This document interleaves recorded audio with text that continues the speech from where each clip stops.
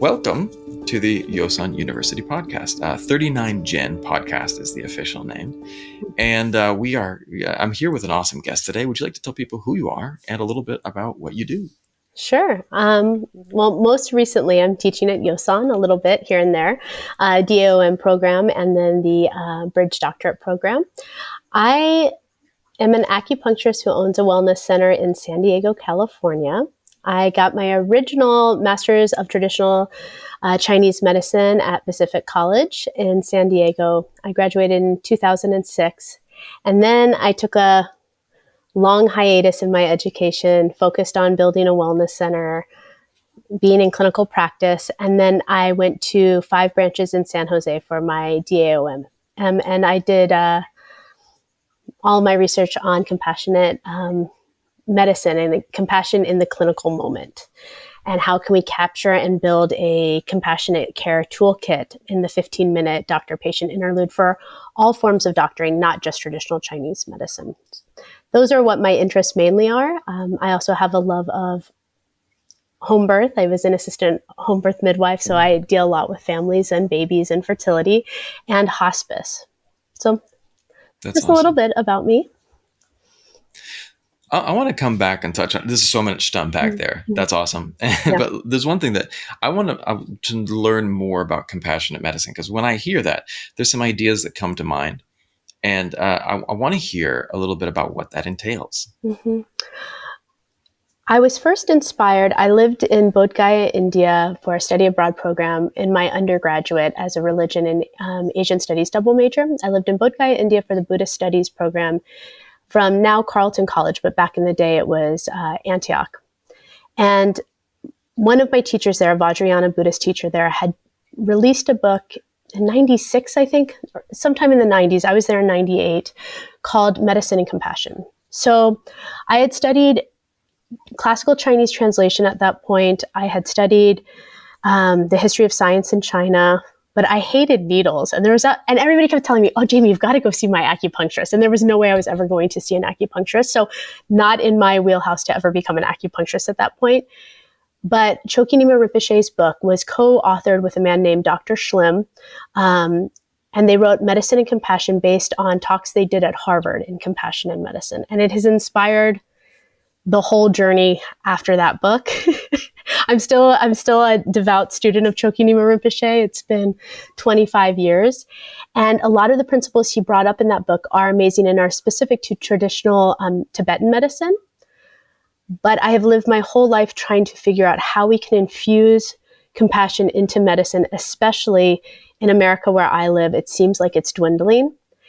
And why I wrote my capstone about compassionate clinical doctoring is because it was an attempt or an effort for me to build a toolkit that we can actually train our minds in so that we become naturally more compassionate, so that we can then curate not in an inauthentic way, but curate the clinical moment so that we can hit on other people's ability to receive compassion. And for that, strangely, I went to the 5 love language book, because to quantify how people accept compassion or accept love or variations of all of those themes is quite complicated, because what one person might consider compassion, another person would find intrusive or not the appropriate boundaries. And so I started to really try to figure out, in 15 minutes or less, how could we come across as more compassionate, connect in an authentic moment with our patient that enriches not only the patient's experience and hopefully gives them help and care,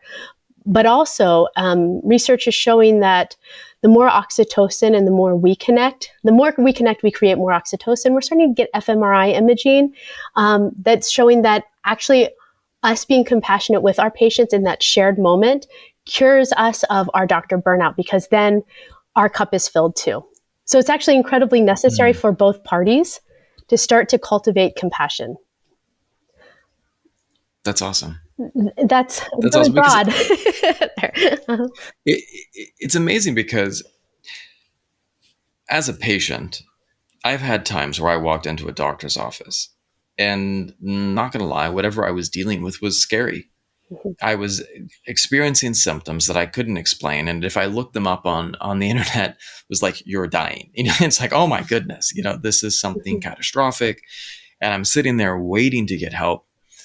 And you know, I've had two different types of practitioners. And someone who comes in and says, you know what, don't worry, you're going to be okay. We're going to get you there. And even if you're not going to be okay, that approach of just, I'm here with you, I'm going to help you navigate what's happening with your body, versus this cold, I'm just here to do my job. I remember a story of a family friend whose one of the person's daughter had cancer, and it was an aggressive form of lymphoma. And they came in, and she was there, and the doctor looked at the mom. And this is literally what he said in front of the girl. He looked at the mom and said, you have two children, right? And she said, yeah. He's like, that's good, because this one's not going to make it. Doctor literally said that to the mom in front of this girl. Mom picked up, took her daughter, walked out of the room, went and found another practitioner who actually was willing to talk to them. They treated her. She has been in remission now for 5 years, and she had surgery. She got all the treatment that she could get. The mom found a practitioner who was able to listen, to provide the best options possible, and to guide them through the process with compassion. And the girl's outcome was so much better. And it was in that perspective that it is what you say, but beyond that, it's also how you say it. There's so much to that. As a fundamental tenet of healing according to Buddhism, because in Buddhism, it's a marriage of wisdom and compassion that always heals. In fact, one could argue that there is no true healing without the marriage of wisdom and compassion. And so if the doctor or the healer or the helper in any scenario, the person trying to help or be of service, if they haven't cultivated their own wisdom or ability to be compassionate in the moment and hold space for people, it's negligible whether or not a healing can occur. There's this idea, I think, in Western medicine that if you know all the information, if you are the most learned professor of medicine, you're the best doctor that's ever lived, and you know everything, you will be the best doctor or surgeon. That just isn't the case. Without some measure of compassionate or a heart of service, a lot of times I call it a heart of service because sometimes that's one aspect of compassion. Not every type of compassion has to be of service, but in doctoring, a heart of service is part of it. If you are not walking into the room with a heart of service, then there's no space that you can hold for somebody else. There's no way you can get the full story to even find out how to help in the first place. And it's a tense moment. Every doctor visit is a tense moment. It's like going to the principal's office. You're worried about what's going on with your health. You're deeply scared. Most patients are scared. Even if they don't present scared, even if they've known me 17 years now, they're coming in scared if it's a new symptom. To not humanely talk them off the ledge and say, we got this, and it's going to be on my watch, and we're okay, and we're good, and let me listen fully to you. Let me hear about it. Tell me all of it. And then there's a lot of it's nonverbal, a lot of it's body language. It's the way we lean in. It's the way our energy feels when they walk in the room. Even just practicing our energy, relaxing a room. That's something that we can cultivate. Yeah. It's something we can do. There's all these little things that are part of compassion, and it's not about just being nice. And in fact, sometimes to save a life, you can't be nice, but you can be compassionate. You say, what you're doing is making yourself really sick. And I actually care enough about you to tell you straight, this is making you sick. How long do you want to live for? Do you want to live to 75? Do you want grandchildren? Okay, so if so, unfortunately, the research shows that this behavior isn't going to work. This isn't workable for your longevity. Yeah. And I care enough about you. And it's controversial. It's not for everybody. I use the word love because there are patients I've had for 17 years. I say, I love you enough to tell you straight. I like our appointments. I want to see you. This isn't working. But I can say it with a smile on my face and just and then we laugh about it, none of us get out of here alive, but you're going to go faster if we keep going down this road. What do we do to course correct? And I say it in a kind way. There is tenacity there. There's movement. There's an aliveness when we connect from the heart and care that actually you can say things and help people and administer in a way that's much more deep and profound than being like, well, no, Yes. I'm sorry, this is incompatible. Drink a gallon of water and you can only eat veg, and I'll see you next time. Or I won't see you until you clean up your act. Who changes under that authoritative rule? Nobody, Anyway, Right. sorry, kind of going on a No, you're tangent. spot on. You are hitting the nail on the head, man. I've been a school teacher, children's teacher for years and years and years. I have so many different things that I do, and I have the little different things that have all made up part of who I am. But for a long time, I was teaching children English in Asia. And one of the things that I found was that my demeanor could create better results on tests. If I walked in to a room and I just slammed the test down, here you guys go, sit down and take your test, the scores dropped. If I simply came in, though, and I changed the demeanor, put on some music, welcome to class. Hey, buddy, how are you doing today? It's so good. Oh, don't worry, just calm down. Don't worry about it. This is just a little thing. Don't worry about it. It's not a big deal. And then I said, well, you didn't study? That's going to be a problem. But you know what? You'll still do the best you can, and helping them to be present where they were at and to be peaceful where they were at and to kind of get that little moment of Zen that they could, center in. And what I would do is just with my compassion, I would make them feel seen and heard. If you have any questions, please ask me. I am more than willing to help you out. Can't tell you the answer, but I can tell you if you should go and recheck an answer and maybe consider that it might not be right. And they're like, oh, and then I, might send them back and they're like, oh, you know what? I'm so sorry. I made such a bonehead mistake. Thank you for just telling me to check that again. But this simple change in demeanor caused my students' grades to go through the roof. And it caused me to have like 100% re-enrollment rate of all my students. And most of the teachers where I taught had about 70 or 80. And people would come to me and say, why do your students come back? And I would smile and I'm like, because I care. I care about them succeeding. I care about them doing well.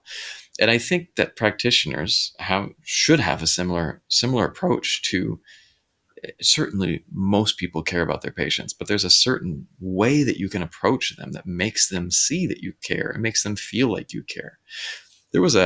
I studied in San Diego as well. I started right after you graduated. I started in 2007 and then I did 2 years there. Then I transferred up to Yosan. But I got to do a great internship at a clinic up in, I can't remember the part of town, University Heights area. There was a beautiful clinic up there. This guy had an awesome center. And he had been there for a long time. And when you walked in, there was a couple things that he did. Which doctor? I can't even remember. I literally I can't think you're remember. talking about my office, Alex Tiberi's old office in University Heights. It's like, no, it's not. okay. I love Alex. Okay, because I didn't know you worked for it. Well, I have the office. The old Pacific Center of Health is my current practicing office. So I used to be a nanny, and I'd bring my little guy to go see Alex while I was in school there. And as life would have it, I eventually got that. Anyway, it's in University Heights. So I was wondering because, maybe it is. I don't know. But the clinic, when you walk in, there was a couple things you did. First of all, you lay down and they would immediately put hot packs on your shoulders. You get in, you come and get a cup of tea, you lay down, hot packs on shoulders and low back. Then you're laying there for 10 minutes. Someone would come in and do a quick 10-minute Tway Now massage. This is even before tongue and pulse are done. Then they would sit you up. The doctor would come in and just still the peaceful music, not a lot of conversation, check things, do the questions, do the quick intake, very in a peaceful form. And then after that, they'd come in and put needles in for 30 minutes, flip the person over, do a little bit more Tway Now massage and see them on their way. And I was like, isn't this a bit involved? I mean, like what we're practicing over at school is you come in, you do this intake, you put needles in them and you send them home. And he's like, he looked at me and he smiled. He's like, my patients come back. And I was like, nah. He's like, no. They come back every week. Yeah. Like whatever condition they had that was there is most of the time gone or resolved. And they just keep coming back because I make them feel good. They love to be here. They have this great experience, And I thought that woke me up to, in some ways, we're doing this wrong, that there's a better way to do medicine. Not talking Eastern or Western. I'm talking the whole thing. There is a better way to do this.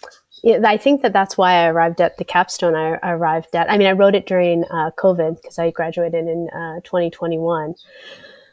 But there is a better way. We can train in it. It is possible. And one of the things is, I think most doctors, I'm going to go out on a limb here. I did not do the research on this. I do not have an IRB approved research on this, but I think most doctors become doctors, whatever form we're talking about, or nurses or any caretakers, because they have a heart of service. They do initially want to help, or they feel like their ability to know could help others. So they pursue that path. Yes. But there is a lot in between. And although our heart of service may be what initially gets us into that, when we're talking I've been in practice at different times in my life, I've seen different amounts of patients, but mostly 40 to 50 a week for 17 years. And I've raised 2 kiddos, 13 and 15, as a single parent. Not every day, you'll be surprised, but not every day is rainbows and sunshine. If it weren't for my Buddhist practice and my meditation practice, there's absolutely no way I could walk into my office every day and reignite my heart of service in some sort of meaningful way. And so in my training course, the first parts are intention and then motivation. When you talked about your classroom, you walked into that classroom knowing the impact you could have, and you set an intention to bring the positivity so the students could come down a notch. Those other teachers loved teaching. They wanted to be teachers, needed to be teachers, wanted to make a change, but they couldn't control their minds enough to make every day replicatable as they walked into the classroom. Because nobody probably told them that setting an intention and making a body, like for us as acupuncturists, we have a kinesthetic body experience, most of us. So we have this ability to set our energy. If we've practiced anything at all, we can kind of ground ourselves out and be like, okay, I'm in the office. I'm in doctor mode. This is the energy I hold when I'm in my office. And almost like you're filling the room up. You're like, okay, for you're walking in with the kids and like, okay, it's test day. How can I make this better for them? Boom, set the intention and then the motivation. Hey guys, you're going to do great on your test and I'm going to be here if you need me. Those 2 things are replicatable. And if we actually use them in a training course, like when I'm imagining, we start to talk about that, then every day we come in with that same routine, we can start to conjure up that connection again. And all of this is really based in Buddhist or Taoist practices that we already know. These incredible institutes like Healthy Minds Institute at University of Wisconsin. Just recently, Daniel Goleman and Dr. Richie Davidson released a book called Altered Traits, where they talk about studying these states of mind and with fMRI machines and what these mindfulness type practices can actually do to shape our minds and, I will say, heart, because it is flooding us with these positive things. Now for somebody, I might misspeak a little bit, but we'll paint in broad strokes. You and I are a little fiery. And so for us, we come with heart. So our knee-jerk reflex is just to come full out and be like, oh, I'm going to connect with you. Now I'm an introvert, but I'm like you, I'm a master communicator. So I can get in there quickly and connect usually and come up with, and especially in the clinical moment, which is a quiet, peaceful one-on-one moment, I do best there. I'm trying to get there with teaching. I'm a little introverted for all of that, but once my fire is on, I can just come out but most doctors aren't. Actually, it's unusual for fiery people to end up in the clinical moment. It's really not that entertaining. Yeah. Most fiery people want to do more things. They want to be out in the world, BMX, bike racing. I don't know, like whatever it is, there needs to be more momentum. So that's also why I created this, because the level of burnout, when people don't even have this basic out the gate momentum that comes from their heart, because that's just not how they have maneuvered thus far in their lives, or they don't know how to pull that out. These reminders of motivation and intention are extremely important. Whereas for you and me, maybe not so much, because we're already motivated from a knee-jerk reflex of that, It's interesting. I tend to assume other people have that same fire that I do. So that's a really good point, because they don't. They have to learn. I wish. I've had so many assistants. I've hired so many other practitioners. I've had so many people rent from my office. And I think, well, if I could pull it off, you could certainly do it. And then you're like, oh, wait, no, wait, what? Hold on. We need to make like training course. And I don't like training course because I'm fiery. I'm like, just be it. And they're like, be what? So I've started to use a little more metal and be like, if I write it all down and show the research, maybe we could start to cultivate some of these qualities. And then I have Right. qualities that I'm not so good at, but that out the gate quality is fiery. Yeah. In nature. I love that. Now, you also talked early about how did you find the medicine? What was it that really pulled you toward this path? What was it that said, "Hey, this is something Mm-hmm. that's going to be interesting"? Because you had this aversion to needles. How did you go from that to I want to be, in this medicine? Yeah. Well, like minor disaster has this wonderful way of showing us like karmically where we belong.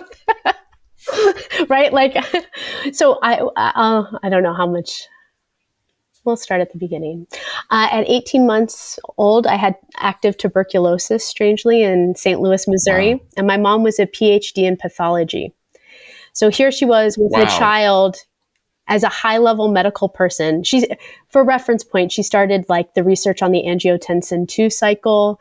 Um, Stem cell research was her first lab that later went on to get a Nobel Prize for stem cell research. Yeah, isolating chicken ganglia. This is the stuff I was raised with. Now she stopped working in the lab when probably right around the time I had tuberculosis, but or maybe a little bit before, but this is how I was raised with this deep Western mind. So she had a child who was very sick. She was pregnant again, and there's active tuberculosis in the house in a place where nobody Oh really my. knew how to treat it. So they gave me, I guess, county health or whatever, gave me adult level isoniazid treatments because they didn't know what to do. And they saved my life, and I'm internally grateful. However, I had a lot of medicine early, and it was the 70s, so my parents smoked in the house, and I had asthma, pneumonia, bronchitis every winter of my life. So I was on antibiotics all the time, to the point I got allergic to every antibiotic. By the time I was 16 or 17, Western medicine was completely failing me. Like, I was sick all the time. I could barely attend school. Um, my mom sort of broke at that point and got really into like a multi-level marketing nutritional company from Japan called Nikken, and started putting magnets all over me. Now my dad thought this was crazy, and my mom did too, like her science mind, but she's like, I'm willing to try anything. High level nutritionals, magnetic therapy, and then I met a chiropractor, and she started taking me to the chiropractor every week, which was very against her ideology, but nothing else was working. So I was like really steeped in alternative medicine by the time I ever got to college. And I started studying religion, Asian studies. My classical Chinese class, we were translating, the Zhuangzi. Our last project was from the Neijing. I took a class with that same teacher in the history of science of China, and I fell in love with it. Once I went to India in the middle of my college career, I started understanding the 5 Buddha families in Vajrayana Buddhism. They are the 5 elements that we learn in traditional China or classical Chinese medicine. I became obsessed with this 5 element theory as it pertained to meditation and how it governed every aspect of our inner and outer world. So my thesis at my writing school that I went to for undergrad was the 5 Buddha families in Vajrayana art. And I started to construct and love and contemplate how the 5 aggregates comprise our entire material world. So I was already like mentally starting to brainwash myself into the 5 element world and loved it. And it wasn't until I got a bout of vertigo that nobody could get rid of that I went to my first acupuncturist. And I hated every moment of it. They're like wind. And you're like, Yeah, yeah. It was around that same time. I think it was my senior year of college. They're like, Jamie, you just have to go. I went to the ENTs. I was living off of Zofran. I was actually, strangely, because I was a double major, I was way too interested in my Asian studies classes and my religion classes. So I couldn't take any more classes within either one of my majors. And I had to take all of my just get out of school classes. So I had all dance classes, and I got vertigo.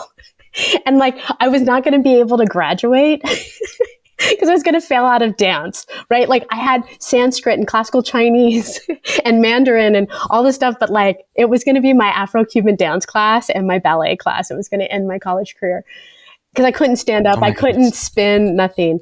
So I went to the acupuncturist. She put the needles in, and I was just like, so messed up afterwards. I couldn't even drive myself home. I remember driving myself home being like, this is, and I didn't believe in intoxicants because part of our program is you kind of renounce. So I was like, this is the most effed up I've ever been in my whole life. Like, I'm not sure I can drive. I should not be driving. And I lived in rural New York. So I was like driving around the roads, like out of it. I went to my dorm. I fell asleep. I slept for 12 hours straight. I woke up. I took my herbs, which is Chai Hulongu Muli Tong, and my vertigo was gone, completely gone. I also had a vision when I lived in the monastery. Well, when I was in the monastery in Nepal, when I was with my teacher, where I was needling monks. And I didn't want to do it. I was like, come on. There's two things. In this vision, I was needling monks at the monastery, and there was babies all around me. And I didn't want children, and I certainly did not want to needle anybody. So I tried to push that vision off as long as I could. But as fate would have it, I signed up to do a shedra at my teacher's monastery in Nepal after I graduated my undergrad. I went to Colorado for a year. Then I was going to go and live in Nepal for 2 years, do a shedra and study Tibetan language. And I was supposed to leave October 10th. In August, the Kingdom of Nepal fell and they went into martial law. And it was still okay for me to go. And I talked to everybody like, yeah, you have to be home by 8, but like, whatevs, it's okay. Bodhanath is still really safe. I was like, cool, I'll still go. And then September 11th happened. And my deal with my parents was, because they're always afraid I'm never coming home, was that I had to be enrolled in a graduate program for them to say like, okay, you can go to the Shedra and we understand.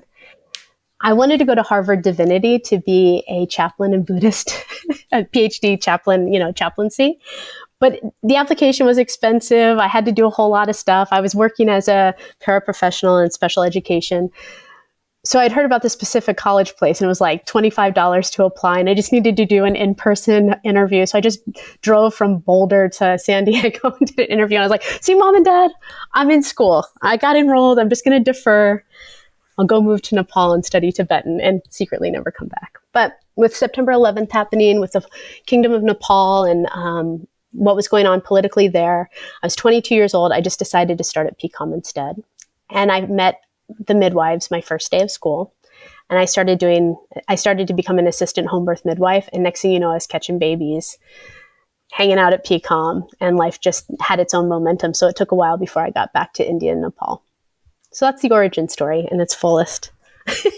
That's awesome. That's how you you have such a running in tandem and parallel stories there. I had similar. I studied Eastern philosophy in university, and not a language master, but I studied comparative religion, and I loved studying about Chuang Tzu and Lao Tzu, and my focus was on Chan Buddhism. And looking at some of the Zen scholars there, and I'm focusing on some of the poetry as well as the koans, and loved all that stuff. Me too. And I was wanting to move to Asia, and I had three different jobs lined up: one in Japan, one in Vietnam, and one in China. And ended up, I went, and this fortune teller told me, if you go to these three places, this is what happens in each one.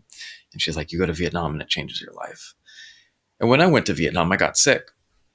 I had some health challenges that I just couldn't beat. And I was just and I came home and stuff was still following me. But then I moved back to Vietnam and I got even more sick. And I got this email and it's like, hey, do you want to come and study Chinese medicine? And I was like, it was weird timing. I was like, all right, universe, if this is something, I was like, go ahead and send me a paper packet that I can look at. And we'll talk, you know what I mean? I just laughed it off. And 2 days later, I had in the mail, this big handout flyer, and it was just literally the perfect time. And I said, all right, let's give this a try. And it was interesting because it's still been this circular journey for me where this medicine is deep and it has so many layers to it that I love falling into. And it's interesting to hear your journey with the 5 elements. And I just want to ask more about that. I don't know if you have enough time to deep dive into that. Well, that's the thing about our medicine. I always feel like, and there's times, I'm human. I feel all sorts of feelings, but when or should I get bored of what I'm doing? It is not because It is literally my petty brain, because this medicine is an Yeah. ocean that I will never learn in this lifetime, or however many. I'm certain it has been many lifetimes, because some of it's intuitive, and I'm, Yeah. born of a white family in the Midwest who had no interest in any of this. And I immediately deeply understood principles that, so something's at play there. But should I get bored? Should I not enjoy what I'm doing? Should I start using the same principles of treatment over and over again, same herbs, blah, blah, blah? If I start boring myself, it is completely my fault. Completely my Yeah. fault.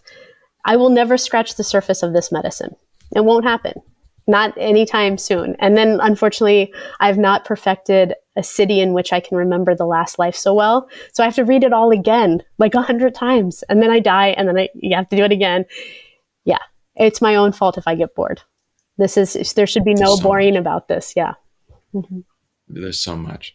I I'm all absolutely fascinated by hearing people's stories about how they came to their journey, because so often there was some type of catalyst. And I love that in life, that whether it be for us studying this medicine, or whether it be for a patient coming to the medicine themselves, so often there's something that brings people to getting help. And I find that this is a little bit of the mysticism that I love of life. There's always a catalyst if you're willing to see it. There's always something that is there. There's always something that's there that can drive you towards that. And I love what you were talking about earlier. And I love coming back full circle to talking about the compassionate healer. Um, you can often be that catalyst for people. That there is that. I love that you were talking about you can have tough love in a very compassionate way. You can have. Did you ever see the movie Motorcycle Diaries? What? Uh, Yes, I have. Yeah, yeah. Mm-hmm. Yeah, there was one scene where these two doctors were riding through the motor on their motorcycle, and they come to this family. They have this farm, and the man shows his shirt, and he has this growth on his Mm-hmm. shoulder. And the one guy's like, "Ah, give us some of this. Yeah, give us some food. We can stay the night and help you." And the other guy looked at him and said, "Or you could go to this location and get some help, and these are the people that you should talk to." And it wasn't aggressive. It was just very neutral and very compassionate.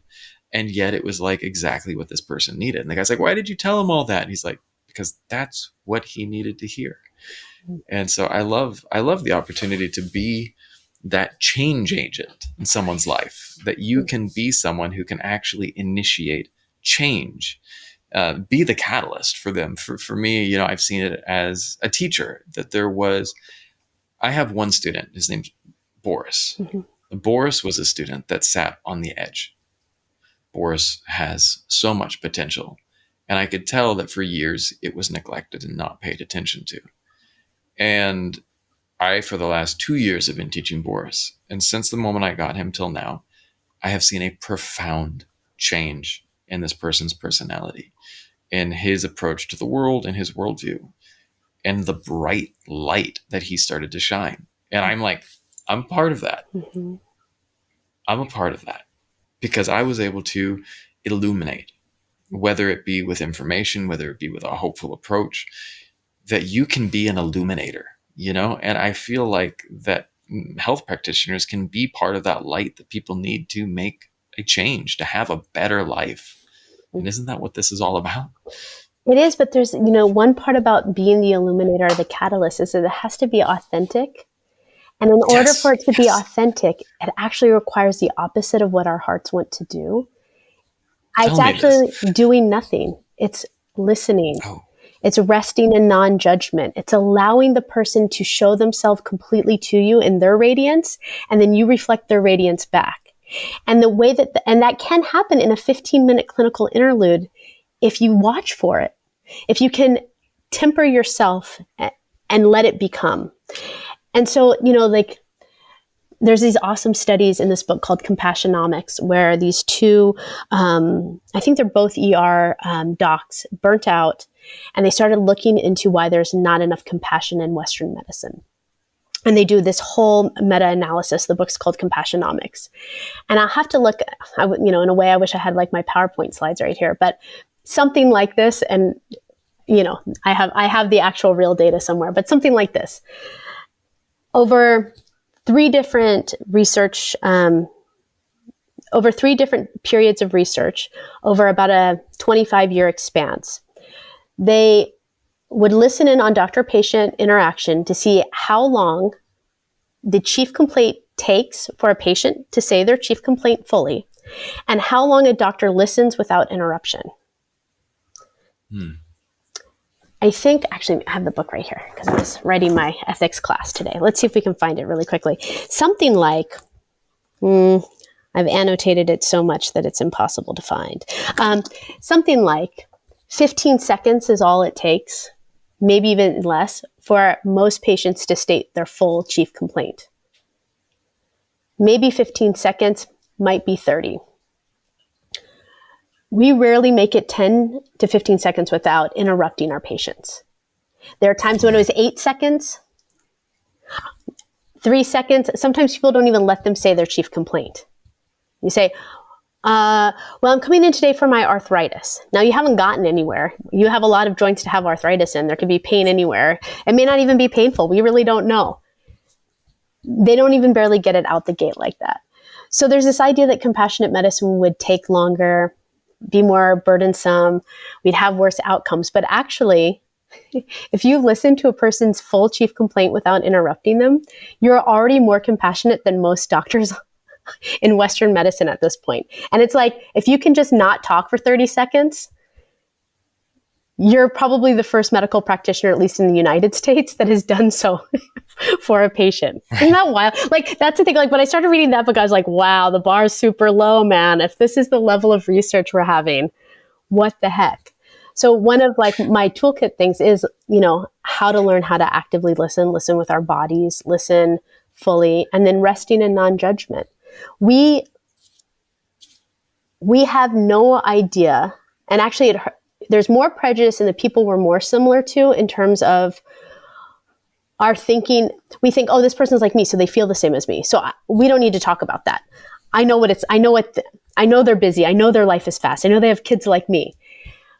So not only is there prejudice, actually probably more prejudice in our familiar patients, there's also all the prejudices of gender and of identity and sexual identity and ethnicity and race and all of that crap.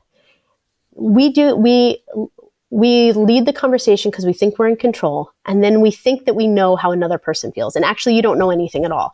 And the most surprising thing and nice thing to do would be to just rest and meet them for the first time, even if it's the 20th time you've met them, and see what they say. Yes. And that only takes another like 20 seconds, 30 seconds, but it can radically change what you hear, how you can help, and what there is to help. Most of the time we cut off somebody and we think, oh, we'll help the first thing. Whatever they said, that we can help with that. That's great. We can help with that. It's like the third thing that they would have mentioned that would have actually changed their life. And we don't even let them say it. Do you know what I mean? Anyway. No, you're spot on. You are spot on. There is, as an interviewer, when you came in, there are different things that I have that I want to ask, right? Mm-hmm. But then, like right now, if I finish the interview right now, we've had a cool interview. There's a ton of things that we covered. It was really powerful.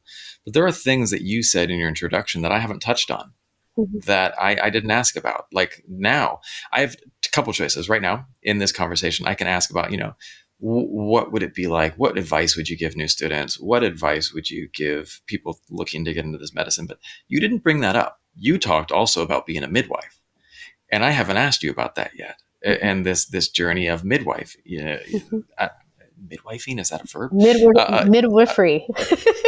Midwifery. Right? I haven't asked about that. Okay. And that would be a better use of our time, is asking you about that, because that's something that you thought was worth mentioning. And if a person thinks that something is worth mentioning, we shouldn't have an agenda.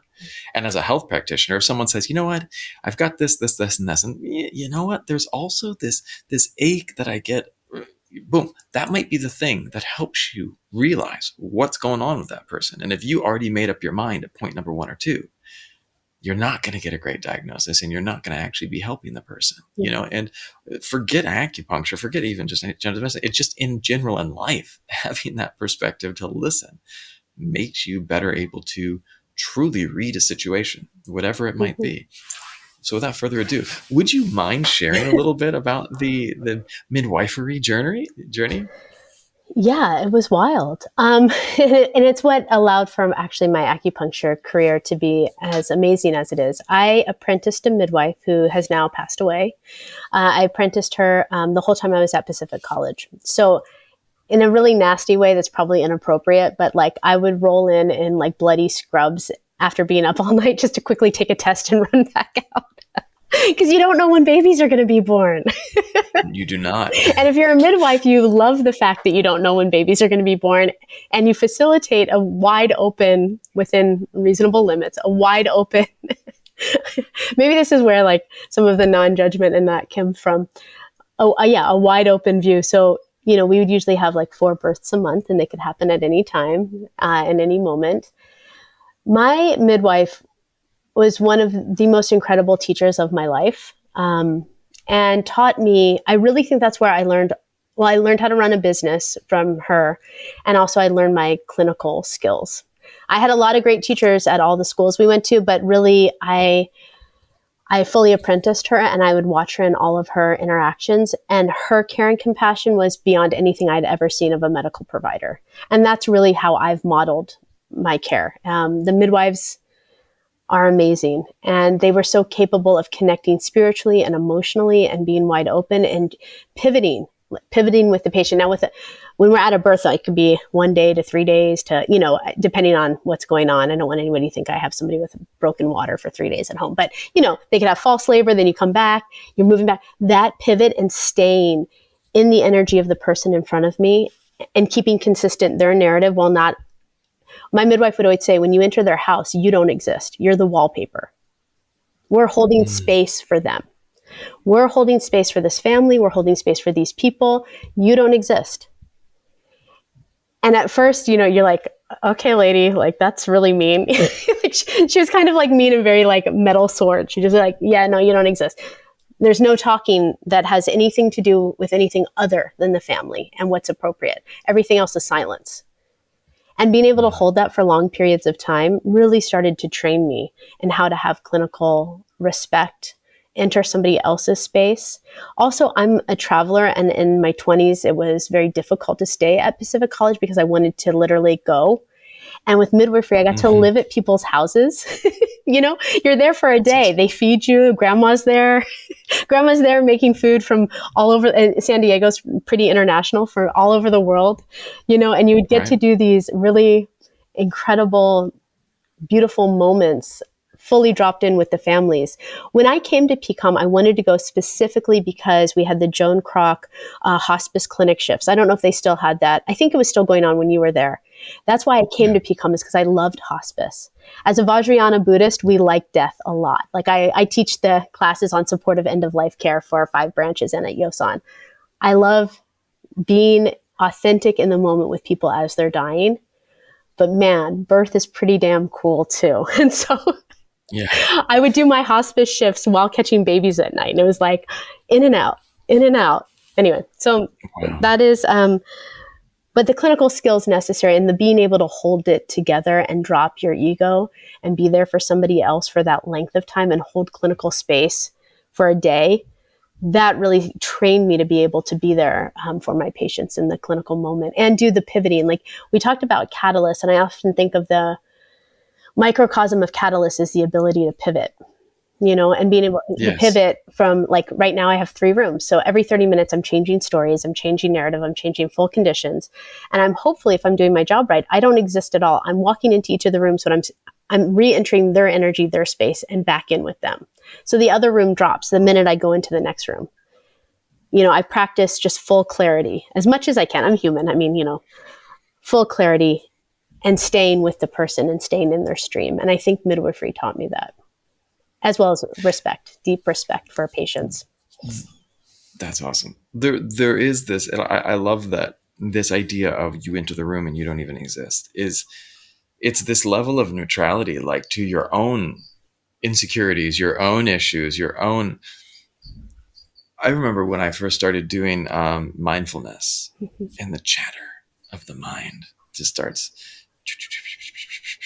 and you want to say something, you want to do something. And I remember when I would teach my own meditation classes, and people were just like, you could see them, and they're just Monkey They're just mind. like shaking. Mm-hmm. Yeah, I mean, you need to keep moving. Got to do something, you know. And I was mainly the person I was teaching was my daughter, and she just like a little like shaky bubble. And I see this when I teach creative writing um, to students. And you know, the interesting part of the hardest part of teaching creative writing is the first 3 minutes, Mm-hmm. because there are three challenges that arise. One is that there's this antsy energy in the children. They want to move, they want to do something else. And then there's an antsy energy on my part where I want to talk, to fix things, to move through it. And really, all I have to do is keep a quiet space and let them write, Mm-hmm. and keep a quiet space for myself where I just smile, where they look at me and get ready. And I'm just like, it's Mm-hmm. okay. Just put your pencil down, let it fly, let it flow, and see what happens. And then suddenly, 5 minutes in, everyone's feverishly writing. That there has this new flow that has begun to happen that was only made possible through a space of silence, through a pace of calmness. And I got to be the facilitator of that calmness. Mm-hmm. If I talk, if I show them this type of antsy energy, it gets everyone shaken up. But if I can model peace, if I can model quiet, if I can model receptiveness, the energy shifts, and it's a powerful thing to be able to be part of that. It reminds me a little bit when I was first living in the monastery on the study abroad program, and I learned about the righteous eightfold path, and one of them is right livelihood. And I thought, how am I going to make money in a way that I'm okay with? And then, how can I have a job that allows me to be in meditation all the time? How can I have I a love that. job that allows me to actually doesn't allow me? So I'm really bad at discipline. And so if I wasn't mandated, if I didn't put myself in a position to have a clear mind, I would never have a clear mind. And the only reason why I do things like because of my mother's incredible heart, I can better do things for others than I can for myself. So I can actually Yeah, be quieter and more serene and model those principles in the presence of others while trying to get them off the ledge better than if I'm just at home on my own cushion. My own cushion is necessary, of course, and meditation is absolute. And retreats, I go on retreats with my children at least once a year, sometimes twice a year with my teacher. But I view my clinic and my office and my practice as active meditation, and it is not me. I am the doctor and I'm not the doctor. And hopefully I can be, like you say, like divine catalyst. Like one of my, in terms of intention and motivation, one of my prayers is, may the people who can benefit from what I do find me. I can't do it I all. love that. The universe knows what I can do. I don't even know what I do. Like, I don't even really get it. But somehow there's a commitment that the universe knows I'm going to show up and I'm going to help, and it knows what I know best, like the conditions I do the best, the things that I have awareness about, the things that I can recognize, or maybe it's not even me. And then I show up as a receptacle for my patients. Something moves through me. And therefore, in order to be in full reception, my BS can't enter the room. I can't enter the office. I actually kind of envision each gate as another way in which I drop and the doctor comes in, so that way I can hold non-judgment and clarity and calmness. My Buddhist teacher, his main statement since the 90s has been, remain as calm and as kind and as clear as possible. And I love anytime that. you can remember, like, okay, calm, kind, and clear. Got it. There's all sorts of fancy things I can do with my practice and my cultivation, but honestly, that remain as calm and as kind and as clear as possible. Okay, ready, go. It all drops, you know? Anyway, so as a teacher, I'm sure it's the same way for you. It's like you're curating a reality in which you can tame your own mind, and you're doing it for others, which is the heart of compassion, by the way. We didn't get to a definition of compassion, but being in suffering with others and wanting to help. The wanting to help is the essential part, because compassion is an activity. It's a verb. So you have to do something. or want to do something to help. I love Yeah. that. One last question before we finish up. If you could go back and do your whole journey again, what would you change? Wow, The that's a journey big question. of this finding the medicine. I think we all have a little bit of Harry Potter syndrome. I don't think, I mean, gosh, I read the Tao of Pooh in 8th grade. I don't know how much earlier Eastern philosophy could have found me in like the Midwest and the East Coast in America with a doctor parent and a corporate working father. I don't know. In this body, in this meat suit as a woman in the Midwest, I don't know how much sooner it could have found me. It found me pretty damn soon. But because it's Yeah. limitless, I just want to know more and wish I could have just, not to be overly romantic because there's hard things about it. But like in the Rinpoche sort of, in the Vajrayana Buddhist world, they can find 5-year-olds, 3-year-olds and go, oh, you should train. Or shamans. I mean, in so many intact indigenous cultures, you should train. I had Yeah. this is why Harry Potter, that storyline, you're like, gosh, I wish they would have just gotten me to Hogwarts a hell of a lot sooner. Right. It's not like I would change doing it in any way. It's just like there was dysphoria until I finally could get in a room where I understood the logic of the people and like the first time I got to India, I was home. I was around people that made sense for the Yeah. first time in my entire life. Up until that point, I would say I just had like some sort of dysphoric personality disorder. But really, it was that I thought like this already. I was born thinking like this, and I wish I could have just trained faster. Um, is that the worst answer? I don't know. So next time when I project my That consciousness makes a into lot of a sense, body, actually. I really hope my family of origin is rad. They're amazing people. But I would have liked, like, little things like, they take me to New York City and we'd always eat at the same Chinese restaurant. And like, I would see the herbs and I just knew like I wanted to just stay there. Like, I wish that I could have just stayed in Chinatown. As the time I was little, like, I somehow knew that that's where I was going to be. And I just wish I could have trained from jump. But that would be it. All the rest has been pretty amazing. Yeah. That's awesome. That's awesome. Well, I want to thank you so much for your time today. This was a really insightful and amazing conversation. We'll definitely have to do it again sometime if you're open to it. Oh, absolutely. Absolutely. Yeah, this was amazing and fun. And hopefully there's some good stuff in here. Um, Oh, definitely. I want to, Well, I'm going to yeah. end the Mhm. record. Go ahead. That's what I was just going to ask I you. was going I to end want the to say recording, one but thing then to we you can, really quickly. Yeah. dude, please do. Oh, yeah.